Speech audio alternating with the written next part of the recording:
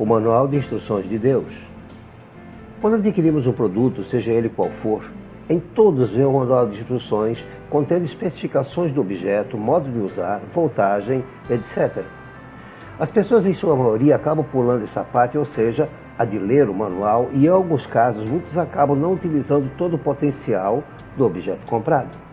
Eu, particularmente, tenho sempre o hábito de ler o Manual de Instruções todas as vezes que adquiro um novo objeto, independente de já ter um semelhante. A tecnologia avança rapidamente e muitas vezes somos surpreendidos com inovações desses objetos, tendo, por exemplo, os celulares, tablets e até automóveis. O que quero dizer é que a vida não vem com manual de instruções, embora tenhamos pessoas mais experientes, pais, irmãos, tios e outros familiares, que procuram sempre nos conduzir de maneira a não virmos a sofrer no decorrer da vida. É claro que muitos de nós acabamos não seguindo as instruções adequadamente, por muitas vezes achamos que sabemos mais do que aqueles que chamamos de velhos e, em consequência, acabamos errando algumas vezes na vida. Mas o que gostaria de focar é a vida dos cristãos de hoje. Em sua maioria, todos têm um manual de instruções, o qual chamamos de Bíblia. Ela nos mostra como deve ser o comportamento de todos os cristãos, sem exceção. Assim sendo, o maior problema aqui destes cristãos hoje é exatamente o não seguir a Bíblia, ou pior ainda, não lê-la. É alarmante a quantidade de pessoas que vão à igreja, ouvem pregações e músicas que, em sua maioria, não estão de acordo com este manual. Em consequência, é alarmante o número de cristãos que vivem não só falando, mas fazendo uma série de bobagens que levam ao descrédito todos os que são cristãos. Devo dizer que, além deste manual, a Bíblia, os cristãos têm também o Espírito Santo, que o próprio Jesus disse que nos auxiliaria no conhecimento deste manual, conforme nós vemos em João 14, 26. Mas aquele Consolador, o Espírito Santo, que o Pai enviará em meu nome, ele vos ensinará todas as coisas e vos fará lembrar de tudo quanto vos tenho dito. Jesus mesmo nos diz que este Espírito Santo nos faria lembrar de tudo o que ele havia dito. E a única maneira de lembrar de tudo o que ele teria dito é lendo sobre o que ele disse. Ao olharmos para o Salmo 119, vemos a descrição perfeita daquele que lê a palavra de Deus. Em vários versículos, vemos o salmista descrever o que esta palavra faz com ele. Destacamos o versículo 105. Lâmpada para os meus pés é a tua palavra e luz para o meu caminho.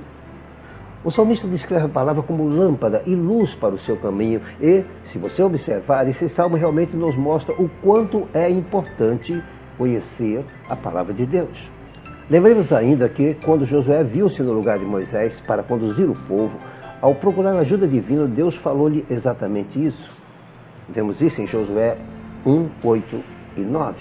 Versículo 8.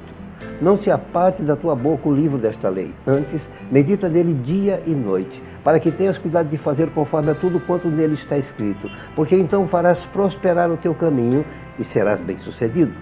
9. Não te mandei eu?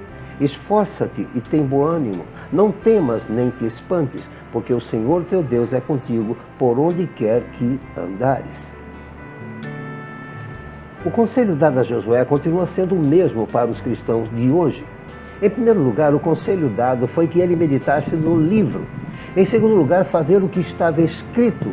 Terceiro, ter ânimo. E quarto, não temer, ou não ter medo de fazer aquilo que o livro ordenava. O grande problema hoje é que os cristãos não apenas nunca leem a Bíblia, como também, em consequência, não fazem o que ela lhes manda fazer. Gostaria de lembrar que Josué, diferente da igreja de hoje, não tinha a presença do Espírito Santo com ele, mas o que precisava mesmo era apenas meditar, fazer, ter ânimo e, finalmente, não ter medo de fazer conforme aquele livro mandava.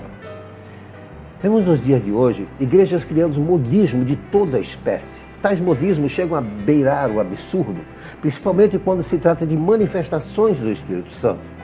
Existe todo tipo de manifestações, desde pular, gritar, se descabelar, rodopiar, falar no meio do culto, chamando a atenção de todos. Verdadeiros absurdos.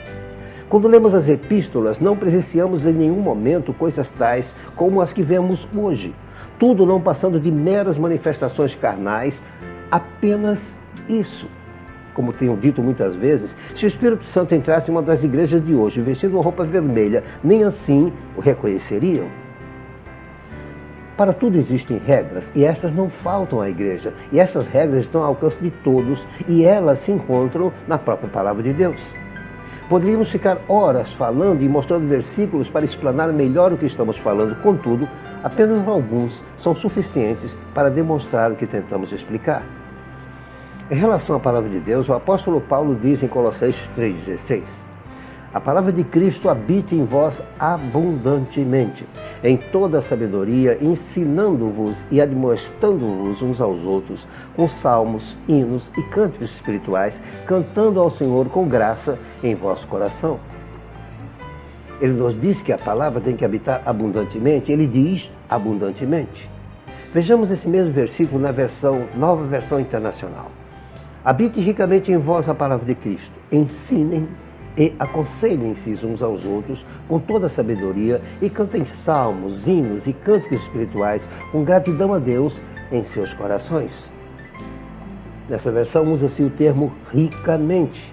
Uma vez que estamos cheios da palavra de Deus, com certeza haverá sabedoria, cantar hinos e cânticos espirituais.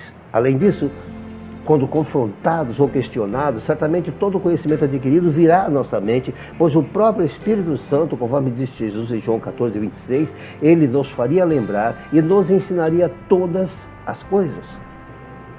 A única maneira do Espírito Santo nos ensinar todas as coisas e nos fazer lembrar é estarmos cheios da palavra, lê-la todos os dias e, como disse o salmista no Salmo 119, versículo 99, ter mais entendimento do que todos os meus mestres, porque os teus testemunhos são a minha meditação.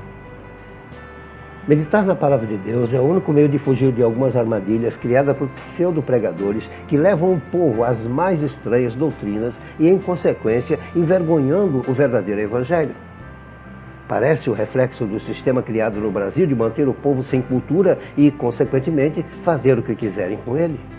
Mas, na realidade, nada mais é do que uma artimanha para manter os cristãos o mais longe possível da palavra, evitando assim que estes possam tornar-se perigosos para o reino das trevas. Apenas isso. O cristão que não conhece a palavra não tem como argumentar, não apenas com as pessoas, mas com o próprio inimigo de nossas almas. Ter conhecimento do que se fala é a mais importante arma em qualquer circunstância da vida. Quando temos conhecimento de determinado assunto, somos capazes de defender todos os pontos de vista e, por tê-lo estudado a fundo, podemos falar com conhecimento pleno sobre o mesmo. Quando a cozinheira vai fazer um bolo, ela segue as instruções da maneira a não errar na receita e fazer um bolo de qualidade.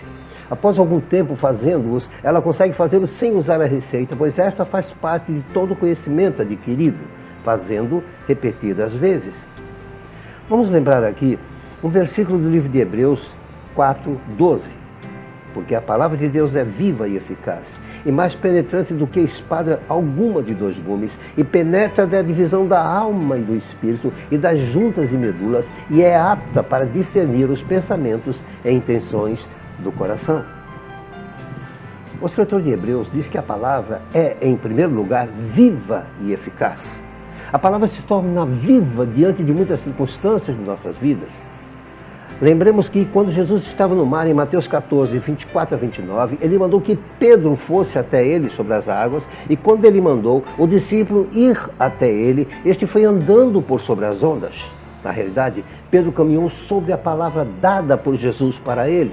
Todos conhecem essa passagem, e como o apóstolo começou a afundar ao ver as ondas e a força do vento, no versículo 30, mas sentindo o vento forte, teve medo, e começando a ir para o fundo, clamou dizendo: Senhor, salva-me. Versículo 31, e Jesus, logo estendendo a mão, segurou e disse-lhe: Homem de pouca fé, por que duvidaste? O que aconteceu com Pedro acontece com todos que não ficam na palavra, e esta nós temos hoje. É preciso entender que a base de tudo é o crer. Uma das maiores dúvidas dos cristãos hoje é como agradar a Deus. E a resposta é tão simples que deixaria qualquer um vermelho de vergonha por desconhecer essa simples verdade. E ela está no livro de Hebreus 11:6. Ora, sem fé é impossível agradar-lhe, porque é necessário que aquele que se aproxima de Deus creia que Ele existe e que é galardoador dos que o buscam. E a maioria das pessoas procura agradar a Deus com sacrifícios inúteis, exatamente por falta de conhecimento da palavra. O próprio apóstolo Paulo deixa isso bem claro em Colossenses 2, 20 e 21. 20. Se, pois, estáis mortos com Cristo quanto aos rudimentos do mundo, por que vos carrego ainda de ordenanças como se vivesse no mundo, tais como, versículo 21, não toques, não proves, não manuseis? Como vemos, não o que fazemos ou deixamos de fazer, mas o saber o que fazer. E como saber isso? Simples. Voltemos ao que ele disse em Colossenses 3,16. A palavra de Cristo habite abundantemente em vós. É simples, tão claro como água. O que precisamos é largar a preguiça de lado e ler a palavra de Deus.